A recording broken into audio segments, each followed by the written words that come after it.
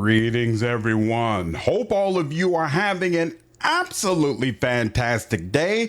Gamescom Live was yesterday, and as part of the show, we got a brand new trailer for The Outer Worlds 2. And with that trailer came an official release date, October 29th. We will finally get the game in our hands. Super excited about that.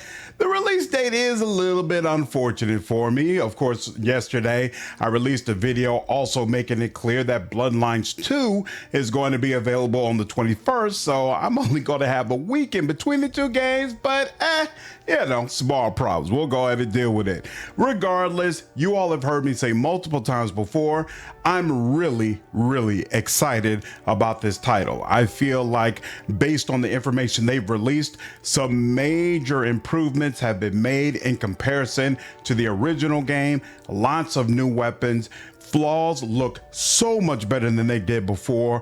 A lot more perks as well. It just seems like in multiple areas where I had an issue with the original title, strides have been made to give players a significantly better experience. And it also looks like they're going to be putting a lot more effort into the companions as well. So it wasn't just a regular trailer, it was actually a companions trailer where they gave us a small amount of footage for each companion that we are going to meet throughout the game. One of the things that I really like about what we've learned thus far is that each companion is going to be associated with a particular faction. It seemed kind of like in the first game, some of the companions definitely seemed rather disconnected from what was going on in the overall main quest, and my assumption is that's going to be much less of an issue in this upcoming sequel, and hopefully each party member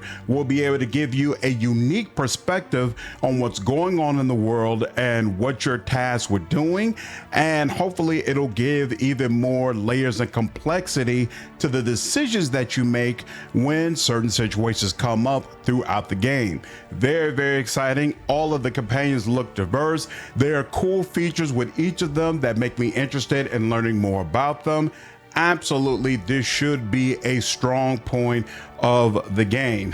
In a rather funny note, especially considering the kind of content I like to do, Obsidian specifically called out the folks who love to have romances in their game and made it clear, no, you will not be able to romance these characters. I am on record that I feel like this stance Obsidian consistently takes is wrong and doesn't really do them any favors, but hey, there's something about a studio planting their flag and basically saying, I don't give a damn what y'all say.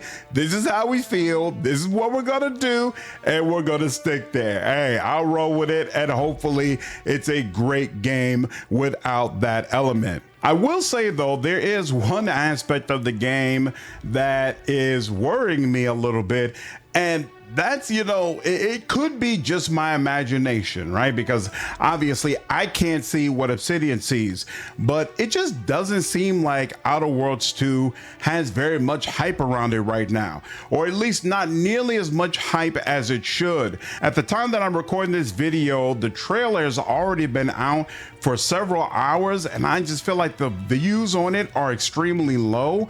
I rarely hear chatter or people talking about the Outer Worlds 2. It just seems like this game doesn't really have any buzz, and I find that to be disappointing. Again, from what I've seen, it really seems like Obsidian has given an honest effort to deliver a significantly improved product compared to the original game, and I would certainly want to see the fan base respect that effort and reciprocate it, but obviously Microsoft made that much more difficult to do than what it should have been. Of course, the game started at an $80 price tag. It's come down from that since then, but there are some people who have advocated strongly that it should have come down even more. I'm not one of those people. I feel like we can't really judge that until we've actually played the game, but I did definitely feel like the $80 price tag was egregious, and so it was good to to see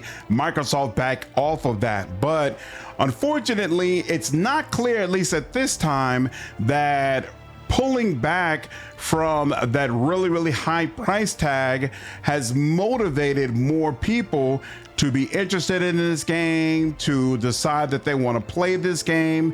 And it'll be very interesting to see what those pre-order numbers are like and whether or not Obsidian gets the kind of reaction from the fan base that they would hope for this title. I really hope so, regardless of what kind of game Outer Worlds 2 is. I can say right up front that I would love to see more of these games come out, and just in general, I want Obsidian to keep creating games, so I want their titles to do well, and it would be disappointing if this title didn't do well for reasons that really had nothing to do with Obsidian. But anyway, that's all I had for this video today. Just wanted to drop that on you all. Make sure you're marking your calendars for October 29th. You all already know I'll be live streaming the game, reviewing the game. I definitely plan to do content for the game. So if you haven't already, go ahead and subscribe, hit that like button, share this content with anybody else who might be interested in Outer Worlds 2 related videos.